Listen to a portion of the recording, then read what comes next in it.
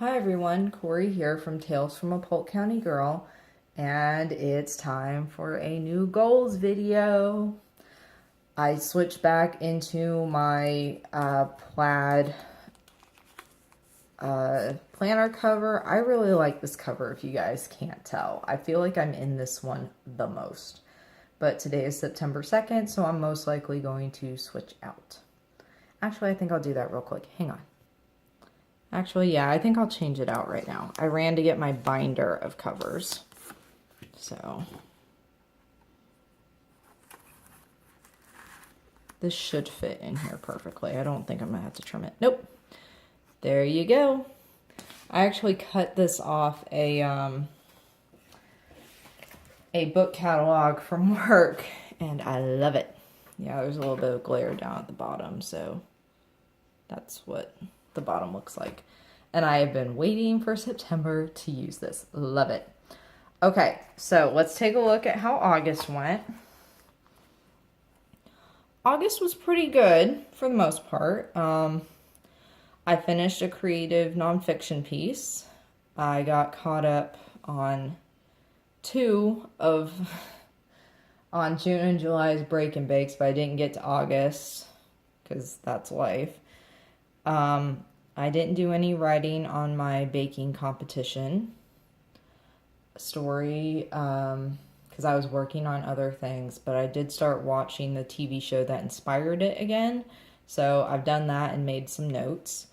I had a knitting custom order that I finished this month.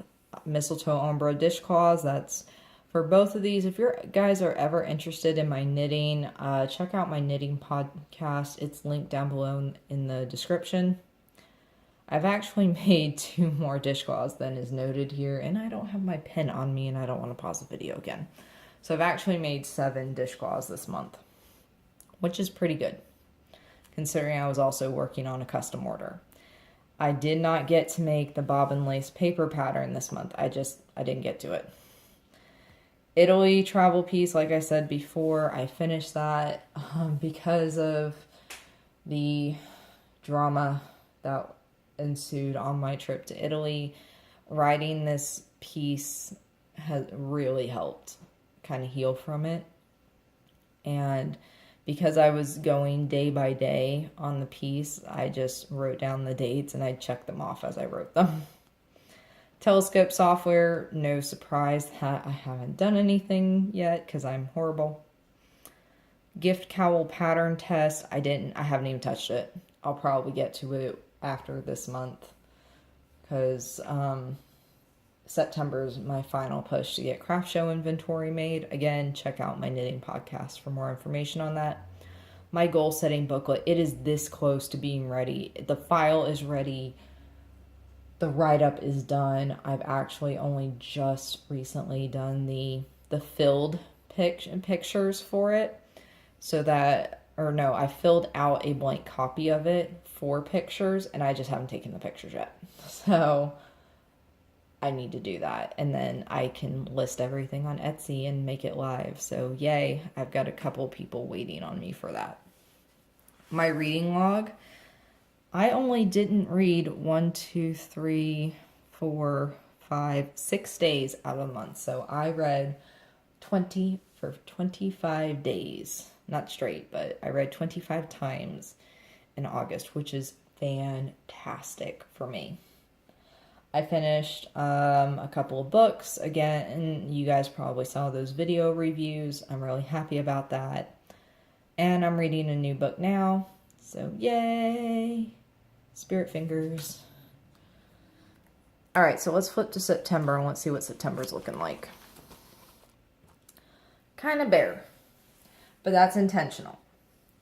September, because it's craft show season and I'm coming up on craft show season, I'm more trying to get dishcloths made for craft show inventory, so I'm going to focus on that.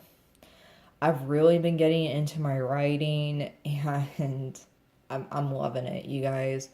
If you didn't see my short announcement video about my weekly writing update, if you guys are interested in following that, subscribe to my blog, or you can follow me on Patreon, and to follow somebody, you do not have to pay for anything. It's you get to see all the public posts, so you can do it that way.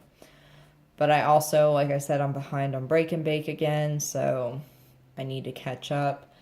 And honestly, with as much as frequently as I've been making cookies also over the last couple of months, I think I just may need to do 2 batches for the rest of the year, just to make sure I have enough cookies to give everybody, because I think our gift list has grown. I need to go over my Christmas list. And candle wicks. As you guys remember from months past, Philip and I and my friend Trish, we were making candles by melting down half-used candles in crock pots and pouring the wax into, like, say, old salsa jars that have been cleaned out and pickle jars. Well, we learned by doing. Jane Swanson School of Parenting, to quote my boss.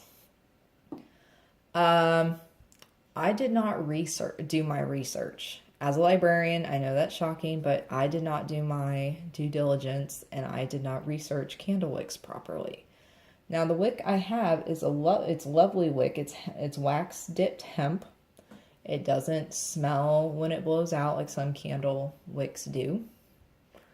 But if you have a larger candle, like, you know, some of the jars, like pickle jars, they're like this big, and they need larger wicks, or they need multiple wicks.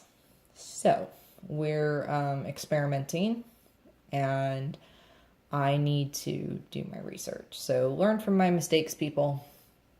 If you're going to make candles, either stick to the candle size for the wick you've bought, or be prepared to buy larger wicks, or whatever you need to do. There are some conflicting tables that say, oh, if your candle is so big, you need this size wick. And then, because I found that on Amazon, and then one of the comments was, actually, this table's inaccurate, don't listen to it. So I have more research to do.